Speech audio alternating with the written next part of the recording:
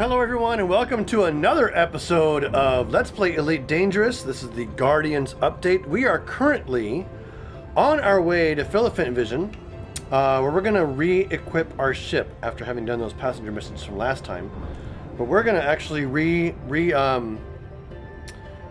our ship for... Oops. We're going to re-equip our ship for a slightly more efficient mix of modules to get some more interesting passenger missions out there, and then we'll go ahead and carry them out. So let me get into Oculus Rift here. And as you can see, we're once again back on the Oculus Rift, running on my i7 16 gig machine with a GTX 1080p now. Pretty monster rig, is able to keep up with everything that's going on, including running the Oculus Rift. So thumbs up for the Oculus Rift. Leave a thumbs up for the control cam, showing you my setup here with the HOTAS, and of course the face cam, so you can kind of see what I'm doing. And even though it's kind of hard to, you know, if the eyes are the windows to the soul, right now my eyes are obscured by the Oculus Rift. So I'm gonna pop down to Philippine Vision really quick here. Let's head over to the docking side. Lined up, more or less.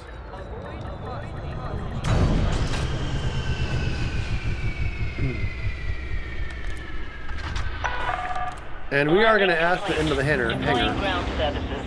Enjoy your stay, Commander. We are going to ask the end of the hangar because we need to do outfitting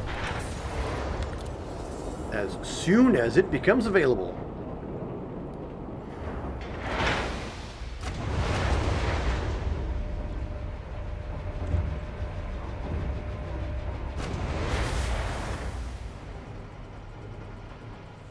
So we're keeping one economy class cabin, but I'm going to change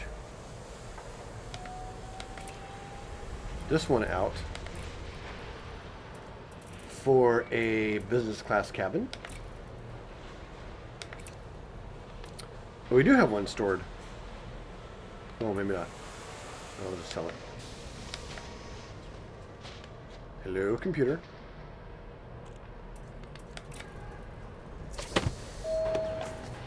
All right. So I have a class 6 stored, and we're going to put that in right here.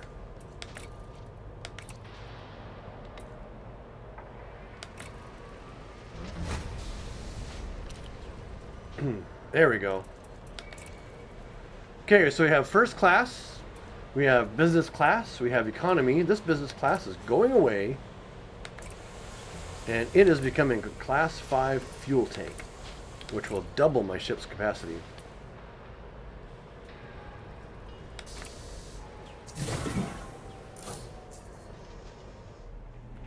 So we're going to check the passenger lounge here, and we can find way better missions than that, that's for sure. Here we go. He wants to go on a sightseeing adventure. And there's nothing to be worried about. This guy, he's unfazed by danger. That's a little bit time sensitive. He's high value and secretive, so he doesn't want to scan. He prefers not to be scanned. But he wants to go to 2 places. Not wanting to be scanned can make things a little interesting. So we have a long-range mission. He wants to go on a sightseeing adventure. We'll go ahead and just do that really quick. Pop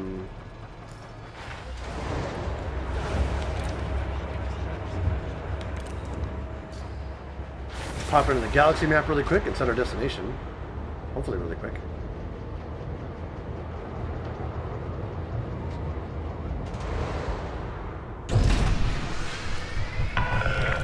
Landing coupler disengaged. Follow the greens on your way out.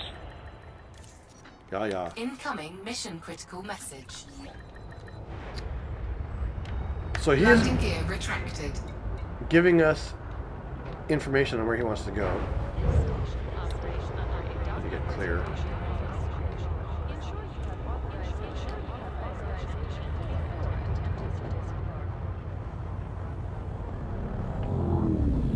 Out the toaster we go.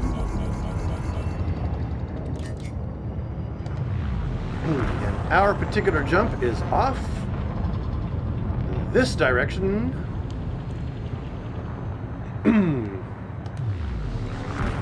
Okay. Let's see what he has to say. My next destination is just up ahead, which means he's given us the details for where he wants to go in that particular system. You are clear to resume own navigation. Stay safe, Commander. Our initial leg is 5 jumps away. Frameshift drive charging. And here we go. Begin the old travel montage.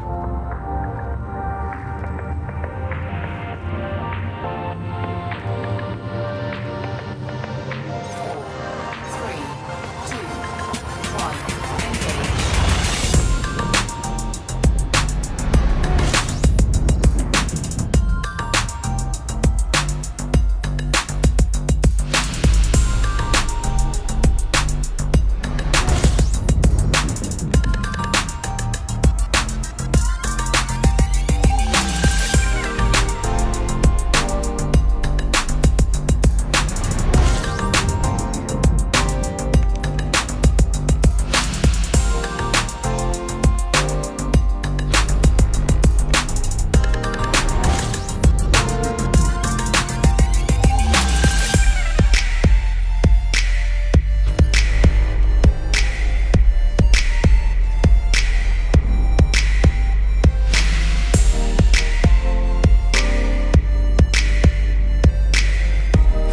drive charging.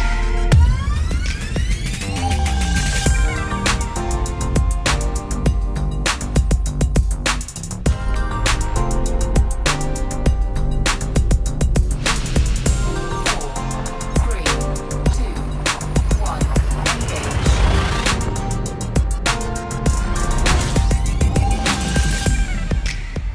And we have reached our destination system anyway. So let's go find the particular place he's looking for.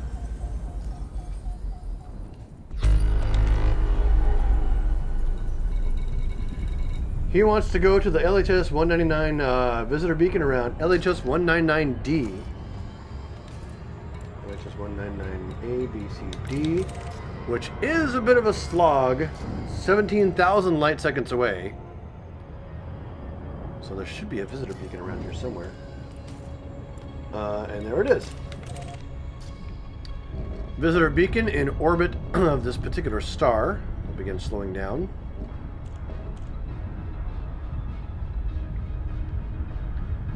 And these visitor beacons are actually kind of interesting because they have interesting little facts you can check out. And they're not, so these aren't actually procedurally generated for particular missions or anything. They are actually hand selected and hand added to the game. It's a pretty darn dim star.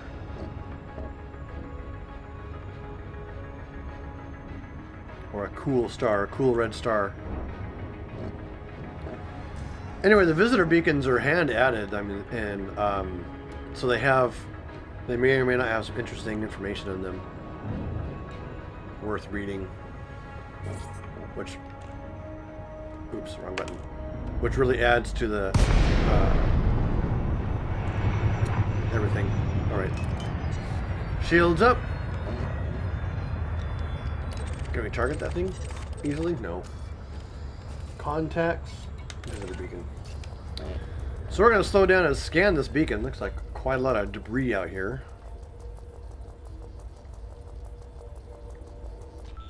Incoming mission critical message.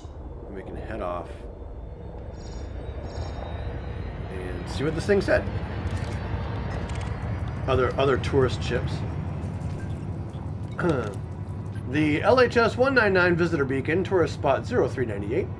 This dwarf star is of a quaternary system that offers some spectacular views for space tourists. So let's take a look at one of these spectacular views we're talking about.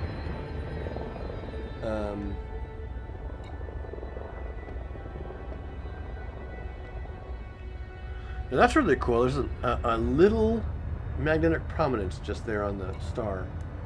Not seeing any other. Oh, there's another star over there. So we can now get to where we can see both stars on our screen. Pretty decent views, I guess. And this other message is basically him saying we can head on to the next thing. So we'll open the galaxy map, Incoming mission critical message. plot our next course, which takes us along this nice long path. 9 jumps to Deso. Frameshift drive charging. And he says he has the information for the destination. So here we go, into another travel montage, popping through hyperspace.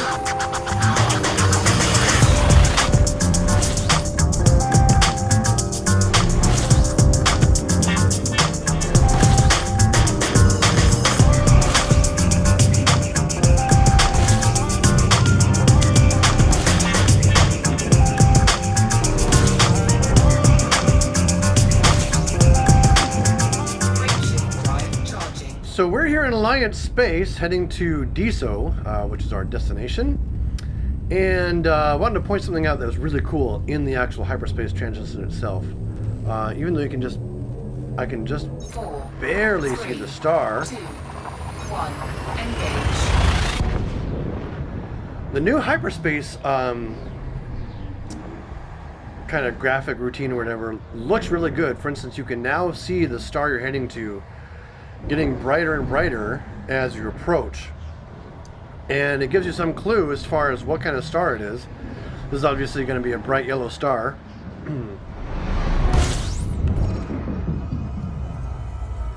And we are now in the Deso system.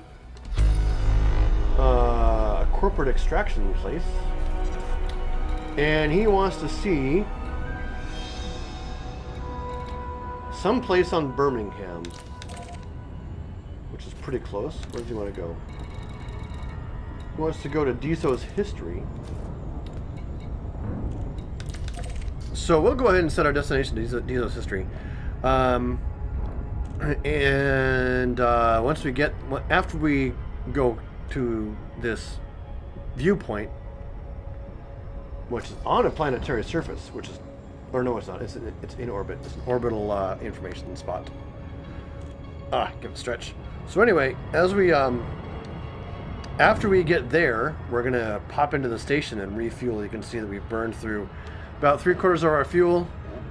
Don't have enough to get back to Shaplinton without a whole lot of headache. So, I mean, I could get there if I just go to economic routes, but that takes forever. It'd be 40 jumps. And I'd just rather use the fastest routes and pay the extra money. So it looks like Deso is a water world.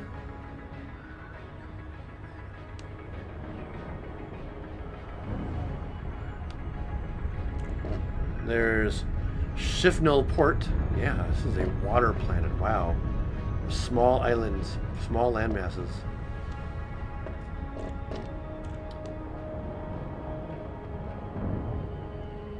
Looks like a very small, or rather small, very green land masses.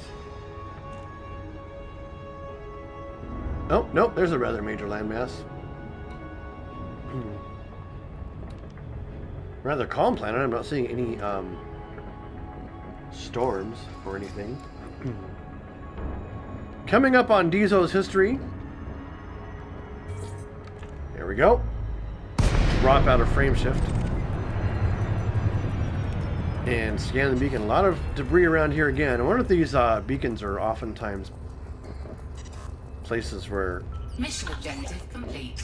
cruise ships get Incoming attacked. mission critical message. Let's take a look at this planet and read this. Grab a view of the horizon here. So being in the Oculus Rift, having this gigantic viewpoint is just incredible. What you're seeing on the screen doesn't do this justice at all. But you can at least read some stuff. Tourist spot 0238, first explored in 2422 by an exploratory mission from Lave. Deso was found to contain a rich indigenous ecosystem, topped by a dominant species of of rotund, feline-like creatures with rich black fur called delines or delines. Human settlement began around the equatorial regions, and within 10 years, colonists had discovered the planet's potential for agriculture. Don't go away. I'm still reading. Inhabitants quickly settled into the planet's rural way of life, adjusting to a slower pace than the more industrial economies nearby. And I just got a message. Oh no, it's just local traffic. So with that little history lesson, we're going to head up to the Crimson State Unlimited Orbis Starport Shiftno port. Frameshift drive charging. And refuel. 4, 3, 2, 1. Engage. We do have to be a little bit careful. This is where my passengers' dislike of being scanned might come into play. So, I love the flavor that these missions actually give to the game. It gives, the variety of missions gives a lot of depth. The actual information in them is somewhat interesting. It's not completely boring. For those of you who have been to the Founders Worlds, the Founders World or the Founders System, there are lots of beacons around there, around the foundation of the Pilots Federation. Lots of historical information. It's really cool. Shiftno Port, a big freaking Orbis starport, which means, although we are in, we're in either Alliance or independent space, so there might be not as much of a risk of scans.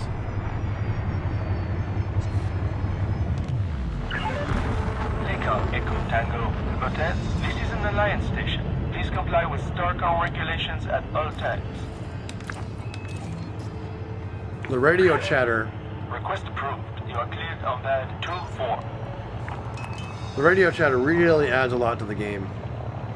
I mean, it just adds a tremendous amount of life.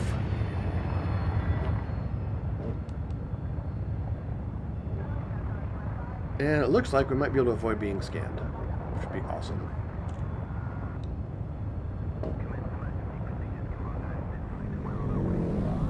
Pad 24, which is up here.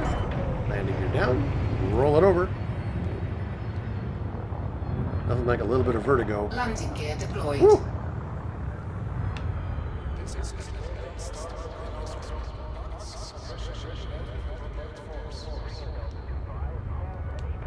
Yeah, I got really bad vertigo from that. 100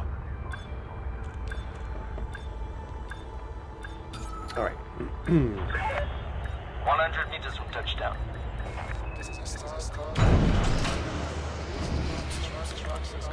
And the only thing we are here for is fuel. Ship is down. Clear for system shutdown. STARCOM is pleased to have you, Commander. I'll restock our cooling. And we're in an agricultural, and I know that Shaplinson's high tech. So, if we really wanted to make a little bit of cash. Ooh! Wow! This ancient corn-like crop is harvested manually to preserve the dust-like coating on the seeds. This dust is traditionally snorted from the corn as a chef's treat. You know what I'm going to do? I'm going to sell the cargo that we have, because I don't care about it. No profit to be made. This is a great opportunity to basically make use of the fact that rare commodities are worth more money the further away you send them. Doesn't seem to be illegal in any particular place. They only have 15 units of it, but I'm going to buy it all. I'm going to buy all the units that I can.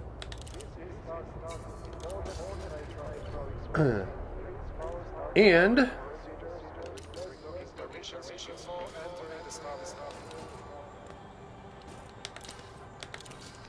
open the galaxy map, set our course for home. Using the fastest routes, it's going to be 9 jumps. I think 8 or 9 jumps, depending on the distance, is the maximum number of jumps I can make with my single fuel tank. And sometimes it was just shy. So that's why I added the additional fuel tank. Landing coupler deactivated. You may leave when ready. That extra fuel makes a big difference. We got another ship coming up here. Oh, let's get out. Whoa!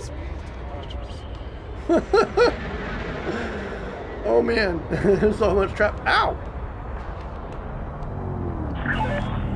Warning. Maintain a minimum safe distance at all times. Yeah. There's a lot of traffic here. It's getting in my way.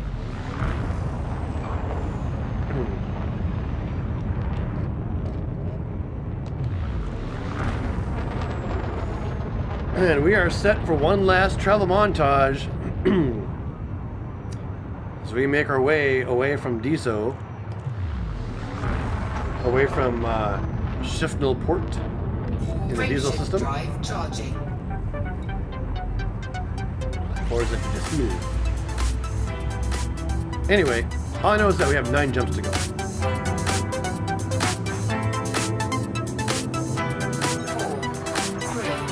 2, 1, engage.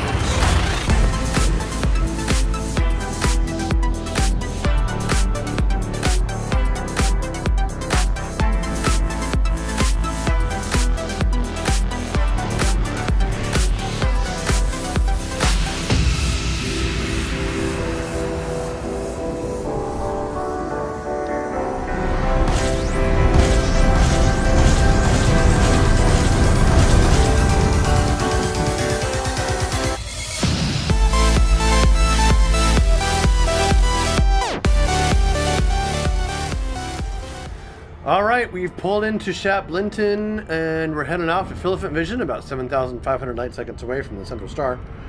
And you can see that if we look at my fuel gauge, it looks like I used just over half a tank of fuel, which means it would have been a stretch to get here using fastest routes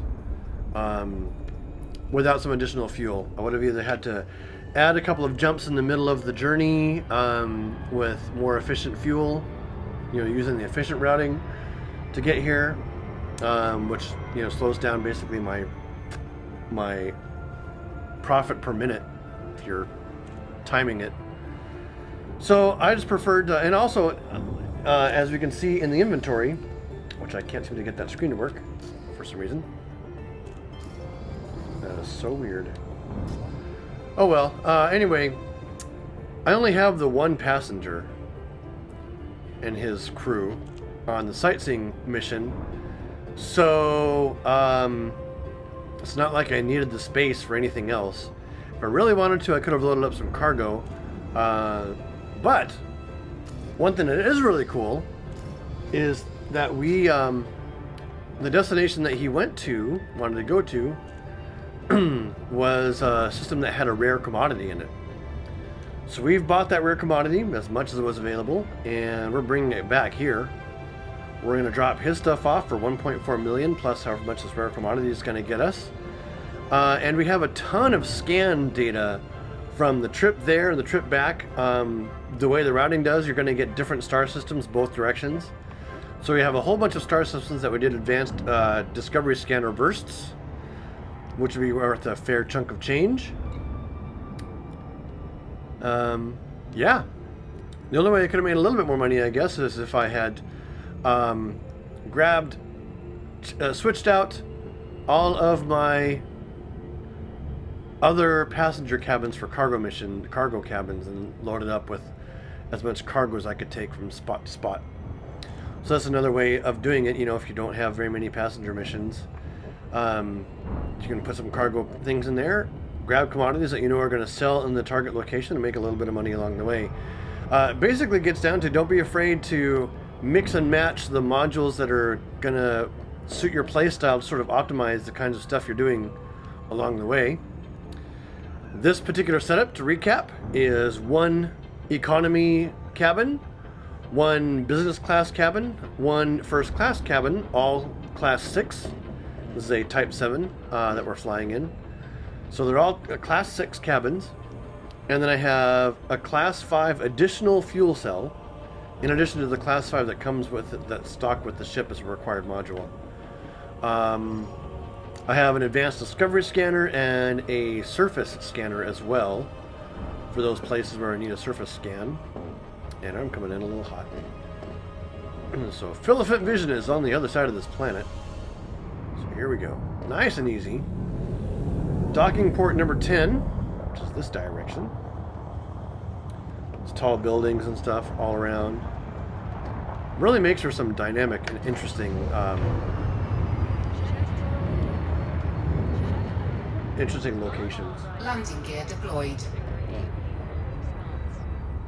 Sometimes I like to get out of the ship, and I'll show you this sometime, and stand on the landing bay in virtual reality, basically.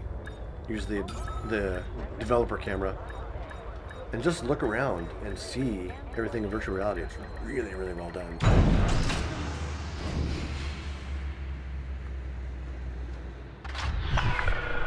Landing complete. Systems offline. Enjoy your stay, Commander. All right, into Starport Services. We have a whole bunch of stuff to sell off and finish. So the very first thing, commodities market. Actually, let's refuel before I forget. Okay, commodities market.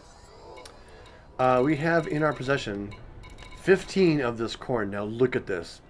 15,000. I bought it for 216, and we're selling it for 15,000 because we moved like 120 light years or so.